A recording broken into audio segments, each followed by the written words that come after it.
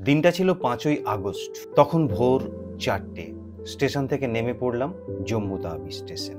মনেই হয়নি যে 5 বছর আগে এখানে এই তারিখেই 370 সরিয়ে দেওয়া হয়েছিল, 35-এর এ সরিয়ে দেওয়া হয়েছিল। স্টেশনের পাশেই ছিল RFID করার তাঁবু। এখন আমরা জম্মু স্টেশনের ঠিক পেছনে মানে পেছনে বেরিয়ে এসে একেবারে পাশেই RFID করার যে কাউন্টার, সেই কাউন্টারের সামনে দাঁড়িয়ে রয়েছি। এখন ঠিক রাত্রি 4টে, ভোর 4টে। এখনো শুরু হয়নি, 5টা থেকে শুরু হওয়ার কথা। আর গোটা বাজার শুনশান। জম্মু কাশ্মীর মানেই বরফের দেশ, ঠান্ডা এমনটা নয়। আমরা স্টেশন থেকে নামার পরে ঘামছি এক প্রকার। রেডিও ফ্রিকোয়েন্সি আইডি করার জন্য বসে আছি। এখন বিশাল বড় একটা ওয়েটিং রুম। বলা হচ্ছিল 5টা থেকে শুরু হবে, এখনো শুরু হয়নি। বোধ হয় আর কিছুক্ষণের মধ্যে শুরু হবে। এখানে যারা অনলাইনে আবেদন করে এসেছে তাদের জন্যই এখানে RFID কার্ড হবে। যারা অনলাইনে অনলাইনে রেজিস্ট্রেশন করে আসেনি তারা এখানে তাদের রেজিস্ট্রেশন এখানে হবে।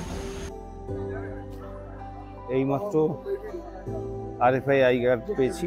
সৌমেন এখনো পায়নি, কারণ ওর কি আধার লকড, তো সেই কারণে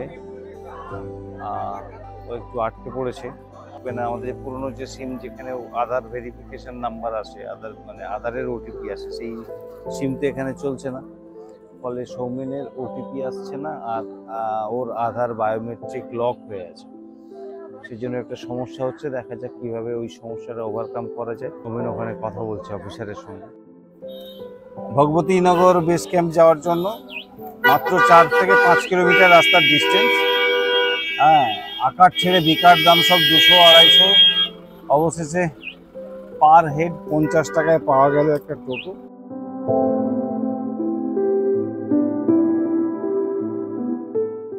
দুবার স্ক্যান করে ভেতরে ঢুকলাম। এখন থাকার জন্য একটা টিকিট করতে হবে এখানে থাকার জন্য। তো সেই অফিস খুঁজছি। ট্যুরিজম অফিস কোথায়? এখানেই আজকে রাত থাকতে হবে। আর আজকে বোধহয় পরিষেবা বন্ধ আছে পেহেলগাম নিয়ে যাওয়ার। ফলে আমাদেরকে একদিন পিছিয়ে যেতে হবে। মানে আমাদের আগামীকাল যাওয়ার কথা ছিল, সেটা আগামীকাল হবে না, সম্ভবত আগামী পরশু দিন।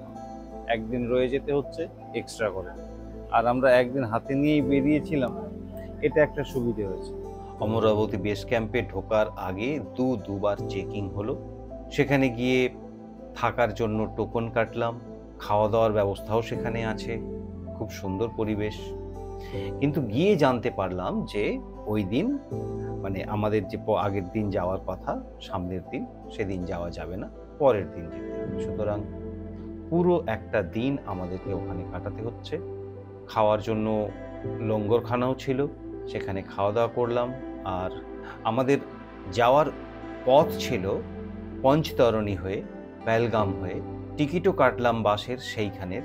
কিন্তু সন্ধেবেলা খবর হলো কোনো বাসই পেহেলগাম দিয়ে যাবে না, সব বাস যাবে বালতাল দিয়ে। সৌমেনবাবু শুয়ে শুয়ে দুঃখ করছেন যে জম্মু কাশ্মীরটা তার শ্যুট করছে। আগের বারেও জম্মু কাশ্মীরে এসেছিল সেই বুরহান বানিকে যখন হত্যা করা হয়, তো সেই সময় কাশ্মীর বন্ধ, ফলে ও যে পরীক্ষার জন্য এসেছিল পরীক্ষাটা দিতে পারেনি। এবারে অমরনাথ যাত্রার জন্য এসেছে। আর খুব ইচ্ছে ছিল যে আমরা পেহেলগাম হয়ে যাব, ওই যে শীশনাগ, এগুলো জায়গাগুলো দেখব।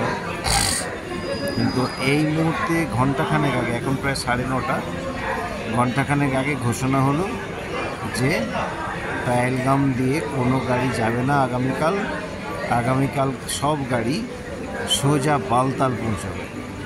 ফলে আমাদের সৌমেনবাবু মন খারাপ যে কাশ্মীর কখনোই তাকে তার মনের মতো ইচ্ছাগুলো পূরণ করতে দিচ্ছে না। যতগুলো বাস এই অমরাবতী বেস ক্যাম্প থেকে ছাড়লো, তার সামনে, পেছনে, মাঝে মিলিটারির কনভয়। নিজেদেরকে ভিআইপি মনে হচ্ছিল বটে, তবে খারাপও লাগছিল। কারণ নিজের দেশে নিজের ধর্মের মন্দির দর্শনে মিলিটারির কনভয় লাগবে, এটা সত্যিই লজ্জা। যাই হোক, আমরা ভোর 5টা নাগাদ বেরিয়ে পড়লাম বালতালের উদ্দেশ্যে। ভোরের প্রকৃতির সৌন্দর্য, পাহাড়ের সৌন্দর্য, পাহাড় আর মেঘের সৌন্দর্য, পাশ দিয়ে বয়ে যাওয়া ঝিলম নদীর সৌন্দর্য, এই সবই উপভোগ করতে করতে আমরা এগিয়ে চলেছি বালতালের দিকে। এই সৌন্দর্যে মাঝে মাঝে ছন্দপতন করছে মিলিটারির সাইরেন, পথে দাঁড়িয়ে থাকা মিলিটারিদের হুইসেলের আওয়াজ। প্রায় 4-5 ঘন্টা আমাদেরকে এক টানা বাস জার্নি করতে হলো। অনেকেই নাবার চেষ্টা করলেন বাস থেকে কিছুক্ষণের জন্য, কিন্তু বাস কোথাও থামলো না, কারণ জায়গাটা নাকি ভীষণ ডেঞ্জার। তো অনেকের অনেক অসুবিধা থাকা সত্ত্বেও সেই অসুবিধাকে সহ্য করে বাসের মধ্যে চুপটি করে বসে থেকে এই প্রকৃতির সৌন্দর্যকে হজম করতে করতে আমরা এগিয়ে চলেছি বালতালের উদ্দেশ্যে।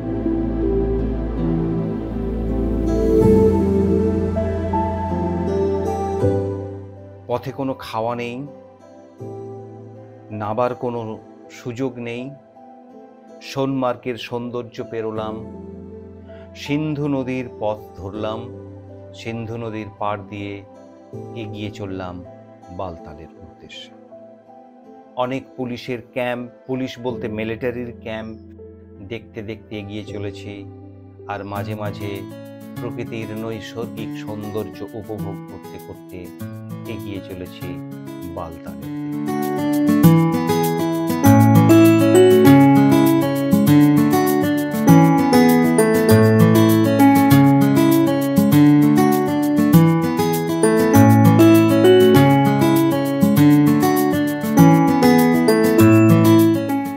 এই যে নদীটা দেখছেন, এটাই সেই সিন্ধু নদী।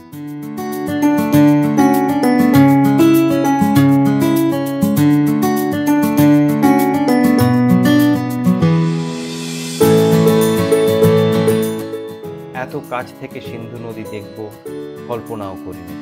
পাহাড় থেকে ঝরে আসছে জল, ভরিয়ে দিচ্ছে সিন্ধু নদীকে। সেই সিন্ধু নদী, যে নদীর তীরে এক সময় ভারতবর্ষ তথা পৃথিবীর প্রাচীনতম একটা সভ্যতার জন্ম নিয়েছে, যার নাম সিন্ধু সভ্যতা। এই সেই বেস ক্যাম্পে আমরা পৌঁছে যাওয়ার পর সিন্ধু নদীর তীরে গিয়ে কিছুটা সময় কাটাচ্ছিলাম। স্নান করার ইচ্ছে ছিল, স্নান করেওছি, কিন্তু ভাবিনি এত কনকনে ঠান্ডা জল হবে এই সিন্ধু নদী। তবুও স্নান করেছি। মনে থাকবে এই সিন্ধু নদীর কনকনে জলের কথা সারা জীবন।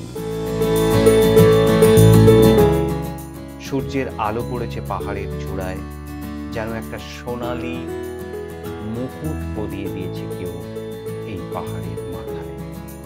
এই সেই বেস ক্যাম্প, এই সেই ভান্ডারা যেখানে আমরা রাত কাটিয়েছিলাম, এই সেই সিন্ধু নদী যেখানে আমরা স্নান করেছিলাম।